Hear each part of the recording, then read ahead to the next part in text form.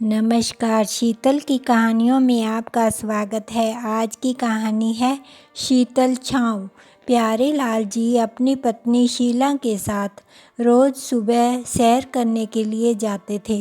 शीला जी के घुटनों में कुछ दर्द रहता था, इसलिए वे अक्सर बेंच पर बैठ जाया करती थी, जबकि प्यारे लाल की सैर करते करते अपने मित्रों से मिल लेते थे। आज जब वे दोनों सैर पर गए तो उनके एक मित्र बोले, अरे प्यारे लाल जी, आप तो बड़े किस्मत वाले हैं। बेटी की शादी की जिम्मेदारी से तो पहले ही निपट चुके थे और अब तो बेटे की जिम्मेदारी से भी मुक्त हो चुके हो। गुड़गांव में अच्छी नौकरी है बेटे की, और क्या चाहिए। खुद भी रिटायर हो गए हैं, बस अब तो आराम से ज़िंदगी गुजारनी है। आप जब बेटे के पास गुड़गांव में जाओ तो भाभी जी के घुटने भी ज़रूर दिखा देना। वहाँ घुटने का एक बहुत अच्छा स्पेशलिस्ट है। घर पहुंचकर प्यारे लाल जी ने अपनी पत्नी से कहा, अरे शीला, मैं सोच रहा था कि बेटा बहू की शादी के बाद वे दोनों तो हमारे साथ कुछ दिन रह भी नहीं पाए। शादी से अगले दिन रिसेप्शन था। रिसेप्शन का दिन भी सारी तैयारियों में ही बीत गया था और रिसेप्शन से अगली सुबह ही वे दोनों गुड़गांव चले गए। 4 दिन भी वे लोग यहाँ नहीं रहे। अब उन लोगों की तो नौकरी है, वह तो यहाँ रह नहीं पाएंगे। क्यों ना हम दोनों ही कुछ दिनों के लिए नई बहू के साथ गुड़गांव में समय बिता आएं। शीला जी यह बात सुनकर बहुत खुश हो गई। उन्होंने अपने बेटे बहू के पास गुड़गांव जाने की योजना बनानी शुरू कर दी। प्यारे लाल जी की एक बेटी नीति और बेटा राजीव है। बेटी नीति शादीशुदा है जो दिल्ली में रहती है, जबकि राजीव की हाल में ही रिया के साथ शादी हुई है। राजीव और रिया दोनों ही गुड़गांव में अलग अलग IT फर्म में काम करते हैं। शादी के तुरंत बाद ही जब राजीव और रिया गुड़गांव पहुंचे तो उन दोनों ने गुड़गांव में ही एक बड़े फ्लैट में शिफ्ट कर लिया, जिसमें 3 बड़े बड़े कमरे थे और एक ड्राइंग रूम कम हॉल भी था। जब उन्होंने वहां शिफ्ट करने की खुशखबरी दी तो शीला जी ने अपने बेटे राजीव और बहू से कहा था कि सबसे पहले घर के मंदिर में भगवान गणेश की एक मूर्ति स्थापित करना और उनकी पूजा करना। अपनी सासू माँ की बात मानते हुए बहू ने ऐसा ही किया और व्हाट्सएप पर लकड़ी के बने हुए मंदिर में सुंदर सिंहासन पर विराजमान भगवान गणेश की मूर्ति के साथ साथ राम दरबार की भी फोटो भी भेजी थी। इस पर शीला जी बहुत खुश हुई थी और अपने पति से बोली, देखिए जी, हमारी बहू कितनी संस्कारी है, मेरी हर एक बात मानती है। इस पर प्यारे लाल जी ने भी कहा, हाँ शीला, अगर माँ बाप के दिए संस्कार अच्छे हों तो बहुएं सास ससुर की बात का मान रखती हैं। बेटा बहू के बड़े घर में शिफ्ट करने के बाद अब प्यारे लाल जी और शीला जी का भी दिल था कि वह उनके साथ कुछ समय बिताकर आएं। इस बारे में जब उन्होंने अपनी बेटी नीति से बात की तो वह भी जाने को तैयार हो गई और बोली, माँ, मेरी बेटी विधि का भी बहुत दिल है अपने मामा मामी के पास जाने का, तो क्यों ना उसकी गर्मी की छुट्टियों के समय में प्लान बना लिया जाए। विधि दिल्ली में 5वीं कक्षा में पढ़ती थी। फैमिली गेट टुगेदर की पूरी योजना बना ली गई। जब गर्मी की छुट्टियां शुरू हुई तो प्यारे लाल जी ने अपने बेटे राजीव को इस बारे में बताने के लिए फ़ोन किया। आज शनिवार था और शनिवार के दिन बेटे की ऑफिस से छुट्टी रहने के कारण शाम को वे अपने बेटे से आराम से बात कर सकते थे। प्यारे लाल जी ने जैसे ही फ़ोन किया तो राजीव ने फ़ोन उठाया, लेकिन फ़ोन पर तेज़ संगीत बजाने की आवाज़ आ रही थी। लोगों के ठहाकों की आवाज़ भी आ रही थी। तो उन्हें लगा कि उन्होंने गलत समय पर कॉल कर दिया है। यह सोचकर उन्होंने बोला, बेटा लगता है कि तुम व्यस्त हो, तो मैं बाद में फ़ोन करता हूँ। तभी राजीव बोला, हाँ पिताजी, आज मेरे और रिया के कुछ दोस्त जो शादी में शामिल नहीं हो सके थे, उन्हीं को आज खाने पर बुलाया था, तो वही पार्टी चल रही है, जिसके कारण आपको शोरगुल सुनाई दे रहा होगा। मैं आपको कल फ़ोन करता हूँ। ऐसा कहकर राजीव ने फ़ोन काट दिया। अगले दिन रविवार को आधा दिन बीत गया, लेकिन राजीव का फ़ोन नहीं आया।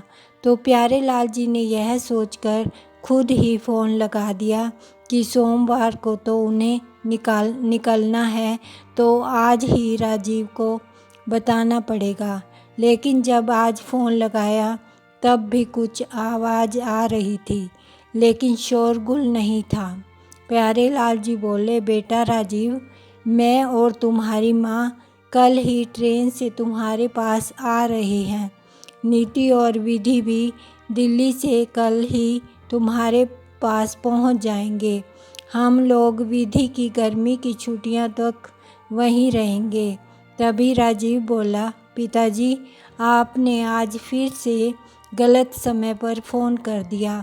आज रिया के ऑफिस के बॉस आए हुए हैं और अपने इसी समय हमें फ़ोन लगा दिया। प्यारेलाल जी बोले, बेटा आज बताना ज़रूरी था, इसलिए फ़ोन करना पड़ा।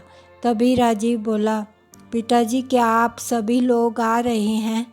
प्यारेलाल जी को उस समय महसूस हुआ कि शायद वे लोग स्वागत योग्य मेहमानों की कैटेगरी में नहीं आते हैं, इसलिए उन्होंने कहा, सभी लोगों से तुम्हारा क्या मतलब है?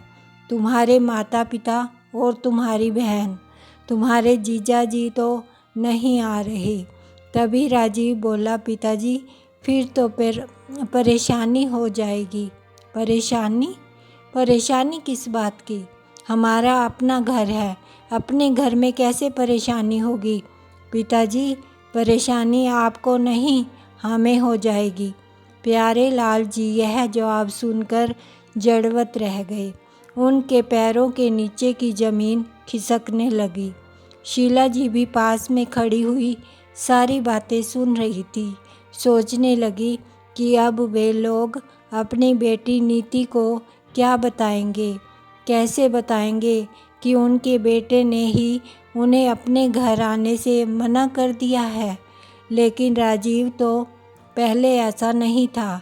क्या शादी के बाद हर कोई इतना बदल जाता है कि अपना परिवार ही उसे पराया लगने लगता है?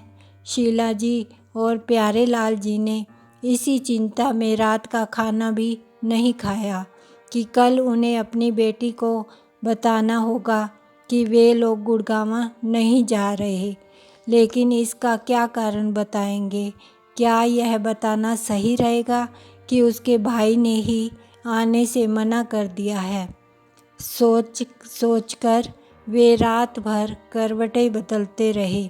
बेटे की बातें सुनकर चोट उनके सीधे कलेजे पर लगी थी। सुबह उठे तब भी दिल में एक दर्द सा महसूस हो रहा था। उसी समय उनके बेटे राजीव का फ़ोन आया। कहाँ पर हाथों से प्यारेलाल जी ने फ़ोन उठाया तो राजीव बोला, पिताजी सॉरी, कल मैंने रिया से बात किए बिना ही आपसे कह दिया कि हमें परेशानी होगी। रात को मैंने रिया से बात की। आपकी बहू आप लोगों को बुलाने पर जोर दे रही है, इसलिए आप अपने प्रोग्राम में कोई बदलाव मत कीजिएगा और जल्दी से आ जाइए। प्यारेलाल जी यह बातें सुनकर चुप ही रहे और फ़ोन रख दिया। राजीव ने दोबारा फ़ोन किया, पिताजी आप लोग आ रहे हैं ना? तभी शीला जी ने मोबाइल अपने हाथों में लिया और बोली, हाँ बेटा, हम लोग ज़रूर आएंगे। फ़ोन रखने के बाद शीला जी ने प्यारेलाल जी की ओर देखा, जो कि स्तब्ध से बैठे हुए शून्य में निहार रहे थे, और बोली, मैं कहती थी ना कि मेरी बहू बहुत संस्कारी है। वह सब कुछ संभाल लेगी। प्यारेलाल जी को अभी समझ नहीं आ रहा था कि आखिर परेशानी क्या थी, लेकिन यह ज़रूर समझ गए कि बच्चों को दी गई परवरिश में कोई ना कोई कमी ज़रूर रह गई है। लेकिन फिर शीला जी की जिद पर वे गुड़गांव जाने की तैयारी में लग गए और अपनी बेटी नीति को फ़ोन करके भी कार्यक्रम निश्चित कर लिया। यह सोचकर खुश थे कि चलो गुड़गांव में रहने के बहाने वे अपनी बेटी के साथ भी कुछ समय बिता लेंगे और विधि के साथ भी थोड़ी खुशियां बांटेंगे। ट्रेन अपने समय से थोड़ी देरी से चली थी, जिस कारण उन्हें पहुंचने में देरी हो गई। वे दोनों गुड़गांव पहुंचने वाले थे तो उन्होंने अपने बेटे राजीव को फ़ोन किया। बेल जाती रही, लेकिन किसी ने फ़ोन नहीं उठाया। उन्होंने अपना सारा सामान समेटा और वे दोनों गाड़ी रुकते ही प्लेटफार्म पर उतर गए और लोहे के बेंच पर बैठ गए। प्यारेलाल जी गुड़गांव पहली बार आए थे, सेवानिवृत्त हो चुके और वृद्धावस्था तेजी से घिरने लगी थी, जिस कारण बहुत ज़्यादा नहीं चल पाते थे। प्यारेलाल जी शीला जी से कहने लगे कि अब क्या किया जाए। राजीव तो फ़ोन नहीं उठा रहा, तो शीला जी बोली, आप बहू को फ़ोन लगाइए, वह ज़रूर फ़ोन उठाएगी। शीला जी को अपनी बहू पर बेटे से ज़्यादा विश्वास था। पत्नी के कहने पर प्यारेलाल जी ने अपनी बहू को फ़ोन लगाया तो राजीव ने ही फ़ोन उठाया। उसके जवाब से लगा कि वह जैसे अभी नींद से जागा हो। उन्नीदे स्वर में ही उसने कहा, जी कौन? बेटा, मैं तुम्हारा पापा बोल रहा हूँ। हम लोग स्टेशन पर पहुँच गए हैं और तुम्हारा इंतज़ार कर रहे हैं। तो राजीव थोड़ा चुस्त होते हुए बोला, अच्छा पिताजी, आप आ गए, ठीक है, मैं अभी पहुँचता हूँ। शीला जी और प्यारेलाल जी को कुछ संतुष्टि हुई। 15-20 मिनट के बाद राजीव ने फिर से फ़ोन किया और पूछा, पिताजी आप कहाँ पर हैं? प्यारेलाल जी ने बताया कि बुकिंग काउंटर के सामने हॉल में ही इंतज़ार कर रहे हैं। फिर राजीव ने पूछा, किस हॉल में? यह आवाज़ प्यारेलाल जी को सुनाई नहीं दी। शायद स्टेशन पर शोरगुल ज़्यादा हो गया था, वह उसके शब्दों को अच्छी तरह से सुन नहीं पाए। उसके बाद फ़ोन कट गया। प्यारेलाल जी भी थकावट के कारण सुस्ता गए थे। उन्हें नींद की झपकी आ रही थी। तभी शीला जी ने उन्हें जगाते हुए कहा, फिर से कॉल लगाइए ना। वह जैसे ही कॉल लगाने वाले थे, राजीव उन्हें ढूंढता हुआ आ गया। प्यारेलाल जी को उसका चेहरा और उसके हाव भाव सामान्य नहीं लग रहे थे। वह गुस्से में था। उसने सामान उठाया और उन दोनों को लेकर अपनी कार की तरफ चल दिया। राजीव ने अपने माता पिता को प्रणाम करने के बाद कोई हालचाल या कुछ समाचार नहीं पूछा था। ट्रेन की यात्रा में कोई दिक्कत तो नहीं हुई, इतनी देर कैसे हो गई, ऐसा कुछ भी उसने नहीं पूछा। घर में केवल सन्नाटा व्यापा था। इस सन्नाटे को तोड़ते हुए शीला जी ने कहा, सब ठीक तो है ना? बहू तो ठीक है ना? राजीव ने केवल हाँ में जवाब दिया। वे दोनों देखकर हैरान थे कि इतना अधिक बातें करने वाले राजीव को आखिर क्या हो गया था। तेज़ी से जाती हुई गाड़ी अचानक डगमगाने लगी और राजीव ने गाड़ी रोक देखा तो टायर पंचर हो गया था। गाड़ी ठीक करवाने में कुछ समय लग जाएगा, यह सोचकर राजीव ने एक टैक्सी बुला ली।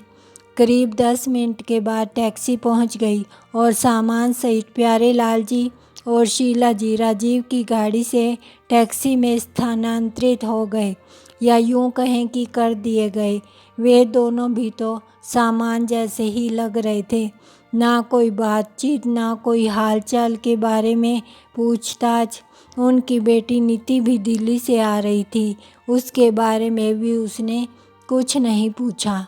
अपनी गाड़ी वहीं छोड़कर राजीव अपने माता पिता को लेकर अपने फ्लैट में पहुंचा और उनका सामान एक कमरे में रख दिया। बहू सो रही थी, इसलिए चाय पानी पूछने वाला कोई नहीं था। रात बहुत हो चुकी है, अभी सो जाइए, ऐसा कहकर राजीव भी अपने कमरे में सोने चला गया। जब अगले दिन सुबह उठे तो उनकी बहू रिया जल्दी से नहाकर सलवार सूट पहनकर अपने सास ससुर के पैर छूने आ गई और रसोई घर में जाकर चाय बनाने लगी। आज राजीव को नौकरी पर जाने में देर हो गई थी, जिस कारण उसका गुस्सा और बढ़ा हुआ था। करीब 11 बजे राजीव के पास उसकी भांजी विधि का फ़ोन आया और बोली, मामा जी, हम लोग स्टेशन पर पहुंच गए हैं और ऑटो लेकर आपके घर पहुंच रहे हैं। राजीव ने कहा, मैं लेने आ जाता हूं। तो विधि बोली, नहीं मामा जी, कोई परेशानी नहीं होगी, हम बस थोड़ी देर में पहुंचते हैं। ठीक है, आ जाओ, ऐसा कहकर राजीव ने फ़ोन रख दिया। करीब 25 मिनट के बाद जब नीति अपनी बेटी विधि के साथ अपने भाई के घर पहुंची और जैसे ही फ्लैट का दरवाज़ा खोला तो राजीव के ज़ोर ज़ोर से बोलने की आवाज़ सुनाई दी। गुस्से भरे स्वर में वह लगभग चिल्ला रहा था, पिताजी, आपको कितनी बार मैंने कॉल किया था, कम से कम फ़ोन तो उठाया करो। मैं आधी रात को आपको स्टेशन पर लेने गया और आप हैं कि फ़ोन उठाते ही नहीं हैं। तभी प्यारे लाल जी बोले, बेटा, स्टेशन पर शोरगुल बहुत ज़्यादा हो गया था, जिस कारण मुझे तुम्हारे फ़ोन का पता नहीं चला और फिर इस उम्र में सुनाई देना भी कम हो गया है। तभी राजीव की आवाज़ और तेज़ हो गई, आपको पता भी है ऑफिस का काम निपटाने के बाद मैं कितना थका हुआ होता हूँ, उसके बावजूद मैं आपको स्टेशन पर लेने गया और आप इतने लापरवाह हैं कि फ़ोन भी नहीं उठाते। दरवाजे पर खड़ी नीति और उसकी बेटी विधि यह सब बातें सुनकर हैरान थी। प्यारे लाल जी अपना सा मुँह लिए अपने बेटे राजीव की बातें चुपचाप सुनते जा रहे थे, क्योंकि वह अपनी नई नवेली बहू के सामने अपने और अपने बेटे का तमाशा बनाना नहीं चाहते थे। लेकिन राजीव ने अपने माता पिता पर ज़ोर ज़ोर से चिल्लाकर माँ बाप और बेटे के रिश्तों की पोल खोलकर ज़रूर रख दी। शीला जी ने देखा कि उनकी बहू रिया चुपचाप रसोई के दरवाजे पर खड़ी सारा दृश्य देख रही थी और चेहरे पर उपहासपूर्ण भाव लिए हुए खड़ी थी। शीला जी सोचने लगी, अगर बेटा ही माता पिता को सम्मान नहीं देता तो बहू से क्या उम्मीद रखेंगे। उस समय स्थिति को संभालने के लिए और अपनी नज़रों में ही अपना आत्मसम्मान और ज़्यादा गिरने से रोकने के लिए उन्होंने स्वयं को नित्य क्रिया में लगा देना ही उचित समझा और नहाने के लिए बाथरूम की ओर चल दिए। सभी को चाय देकर रिया नौकरी पर जाने को तैयार हो गई। अब तक खाना बनाने वाली मेड भी आ चुकी थी। उसने रोटी बनाई और रिया खाना खाकर चली गई। किचन से नाश्ता लाकर राजीव ने उसे खाना सर्व किया था। शीला जी यह सब हैरानी से देख रही थी और सोचने लगी कि जहाँ पति पत्नी दोनों ही नौकरी करते हों तो यह सब काम दोनों को ही करने पड़ते हैं। माँ, दीदी, आप लोग खाना खा लीजिएगा। मेड को खाना बनाने के लिए रिया ने ज़रूरी निर्देश दे दिए हैं। ऐसा कहते हुए राजीव भी अपनी नौकरी पर चला गया। रात के 8 बजे रिया घर पहुंच गई, जबकि राजीव 9 बजे आता था। रिया जैसे ही अपने ससुर जी को खाना देने लगी तो वह बोले कि राजीव के आने के बाद ही एक साथ खाएंगे। जब राजीव आया और फ्रेश होने के बाद सभी का खाना लगाया गया और सब एक साथ खाना खाने लगे। राजीव ने देखा कि उसकी भांजी विधि जल्दी जल्दी खाना खा रही थी। तो उसे समझाने लगा कि देखो विधि, खाना चबा चबा कर खाना चाहिए। खाना खाने में कम से कम 15-20 मिनट तो लगने चाहिए। ज़्यादा देर तक चबा चबा कर खाने से गुस्सा भी कम आता है। इतने में विधि बोल उठी, मामा जी, इस शिक्षा की ज़रूरत आपको अधिक है। आपने जिस तरह से सुबह नाना जी के साथ व्यवहार किया वह अच्छा नहीं था। पहले दूसरों के साथ व्यवहार करना सीखिए, उसके बाद किसी को समझाइए। ऐसा कहकर वह बिना खाना खाए ही उठ गई। अपनी बेटी के ऐसा कहने पर नीति ने उसे ज़ोर से डांटा, विधि, बड़ों से क्या ऐसी बातें करते हैं? तभी विधि बोली, माँ, पहले बड़ों को बताओ, फिर मुझे बताना कि बड़ों से कैसे बात की जाती है। ऐसा कहकर वह तेज़ी से कमरे में चली गई और ज़ोर से दरवाज़ा बंद कर दिया। उसके बाद से घर का वातावरण तनावग्रस्त हो गया। राजीव के घर में एक ही कमरा ऐसा था जहाँ एसी लगा हुआ था। इस कमरे में राजीव और उसकी पत्नी रिया सोते थे, लेकिन आज विधि उसी कमरे में जाकर सो गई। प्यारे लाल जी ने अपनी बेटी से कहा कि वह विधि के पास जाकर सो जाए। रिया और राजीव को दूसरे कमरे में सोना पड़ा जिसमें एसी नहीं था। प्यारे लाल जी और शीला जी लिविंग रूम में ही सो गए। रात के समय राजीव और रिया की आवाज़ें बाहर तक आ रही थी। बात क्या हो रही थी यह तो स्पष्ट नहीं था, लेकिन यह बात स्पष्ट थी कि उनके बीच में झगड़ा हो रहा था। अगले दिन सुबह जब प्यारे लाल जी और शीला जी उठ चुके थे तो रिया ने उन दोनों को चाय बनाकर दी। प्यारे लाल जी ने देखा कि रिया के चेहरे पर गुस्से के भाव थे। जब वह तैयार होकर खाना खाने बैठी तो प्यारे लाल जी ने तनाव को कुछ कम करने के इरादे से उसे कहा, चाय तो बहुत अच्छी बनाई है। लेकिन रिया ने कोई जवाब नहीं दिया और अनमने ढंग से खाना खाकर नौकरी के लिए निकल गई। राजीव भी उसके पीछे पीछे बाहर निकल गया।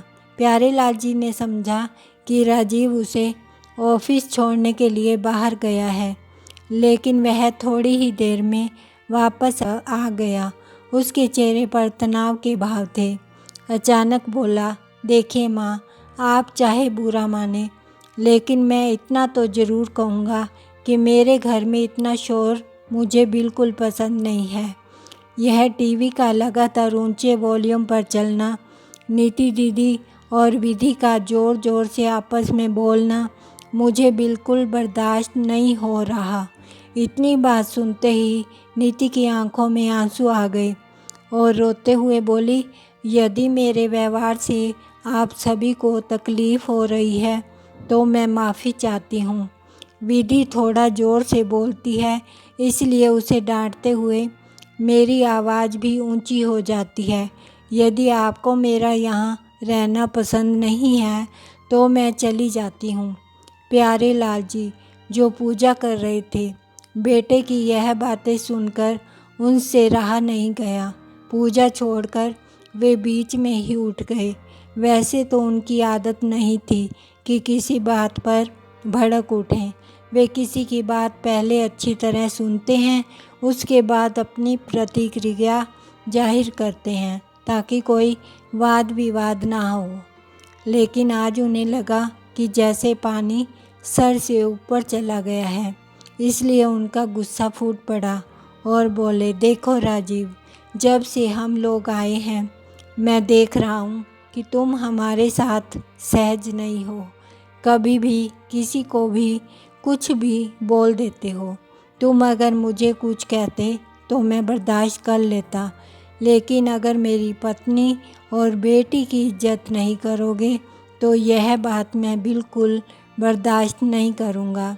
मेरे कहने पर तुम्हारी बहन यहाँ आई थी और उसका अपमान मुझे अपना अपमान लग रहा है। तुम शायद भूल रहे हो कि तुम आज जिस मुकाम पर हो वहाँ तुम खुद से नहीं पहुँचे हो। तुम्हें बनाने में, यहाँ तक पहुँचाने में तुम्हारे परिवार के हर सदस्य का योगदान है।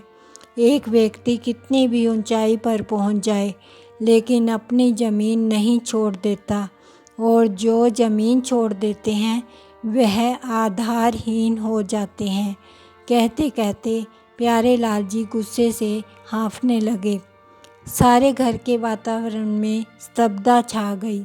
उनका ऐसा रूप उनके बेटे राजीव ने भी पहले कभी नहीं देखा था।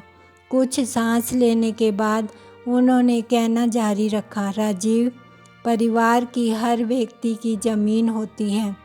जब मैं बिल्कुल छोटा था उसी समय मेरे पिताजी की मृत्यु हो गई थी। होश संभाला तो अपने बड़े भाई को ही अपने पिता के समान माना। तुम्हारी दादी के अंतिम समय तक मैंने और तुम्हारी माँ ने उनकी सेवा की। यह तो तुमने भी देखा था। तुम्हारी बुआ जी, जिन्हें कैंसर हो गया था, 6 महीने तक अपने छोटे से घर में रखकर मैंने उनका इलाज करवाया, और तुम्हारी माँ ने उनकी सेवा करने में दिन रात एक कर दिया। आज जब हम लोग तुम्हारे घर केवल 10 दिन के लिए आए हैं तो वह 10 दिन भी तुम्हें भारी पड़ रहे हैं। मैं जानता हूँ कि हम लोग तुम्हें अपनी पत्नी के स्टैंडर्ड से छोटे नज़र आने लगे हैं, इसलिए तुम्हारा व्यवहार बदल गया है।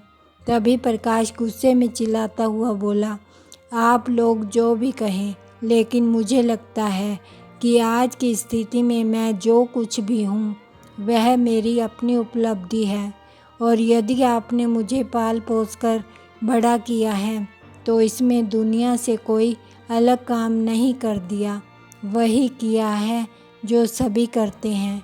ऐसा कहकर राजीव बिना खाना खाए अपनी नौकरी पर चला गया। शीला जी चाहकर भी उसे खाना खाने के लिए नहीं कह सकी। प्यारे लाल जी इस निष्कर्ष पर नहीं पहुंच पा रहे थे कि आखिर उनके बेटे को हुआ क्या है, लेकिन आज वे अपने आप को एक अनचाहा, अपरिचित अतिथि महसूस कर रहे थे, परंतु कर भी क्या सकते थे। ट्रेन की रिजर्वेशन तो 10 दिन बाद की थी। प्यारे लाल जी, उनकी पत्नी, बेटी और नातिन एक तरह से अपने होठों को सी चुके थे। ना कोई बातचीत, ना कोई विचार विमर्श। एक दिन यूं ही बीत गया। अगले दिन शाम को रिया और राजीव दोनों ने एक साथ घर में प्रवेश किया। राजीव के हाथ में एक बड़ा सा डिब्बा था, साथ में एक पॉलीथीन बैग भी। आते ही डिब्बे को उसने अपनी भांजी विधि के हाथों में थमा दिया, जिसमें उसके लिए तोहफा था, और पॉलीथीन का पैकेट अपने पिताजी के हाथों में थमाते हुए कहा, पिताजी, आज सुबह के व्यवहार के लिए मुझे माफ़ कर दीजिए। आपके लिए जलेबी लाया हूँ। ऐसा कहते हुए उसने डबडबाई आंखों में थमी हुई आंसू की बूंद को पोंछते हुए अपने पिता के चरणों में अपना सिर रख दिया, और अपने पिता का हाथ अपने हाथ में लेकर अपने सिर पर रखते हुए कहा, पिताजी, जब मैं तनाव में रहता था तब आप मेरे बाल सहलाया करते थे। क्या आज मेरे बाल नहीं सहलाएंगे? इतना सुनते ही प्यारे लाल जी की आंखों में से आंसू आ गए। तभी दरवाजे की बेल बजी और रिया ने दरवाज़ा खोला। तभी 2 आदमी एक बड़ा सा डिब्बा लेकर अंदर आए और उस डिब्बे को खोलने लगे। उसमें एक और एसी था। देखते ही शीला जी बोली, इसकी क्या ज़रूरत थी बेटा? तुमने इतने पैसे बर्बाद क्यों किए? तभी रिया बोली, माँ जी, आज का दिन बहुत स्पेशल है। आप लोग यहाँ आए तो मुझे प्रमोशन लेटर भी मिल गया। अब मेरी सैलरी दुगनी हो गई है। अब आप एसी वाले कमरे में ही रहेंगे। तभी राजीव बोला, पिताजी, आपने मुझे कल सुबह इतनी बातें कही, लेकिन मुझे अब वह सब कुछ अच्छा लग रहा है। लेकिन माँ, आपने मुझे क्यों नहीं डांटा?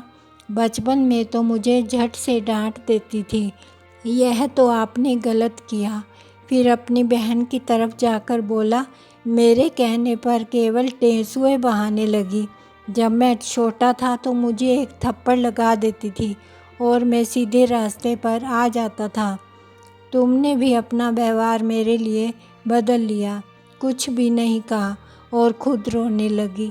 यह तो पिताजी मुझे ना डांटते तो मुझे अपनी गलती का एहसास ही ना होता। ऐसा कहते हुए राजीव ने अपने आप को अपने पिता के घुटनों के बीच छुपा लिया। प्यारे लाल जी उसके सर के बालों को काफ़ी देर तक सहलाते रहे।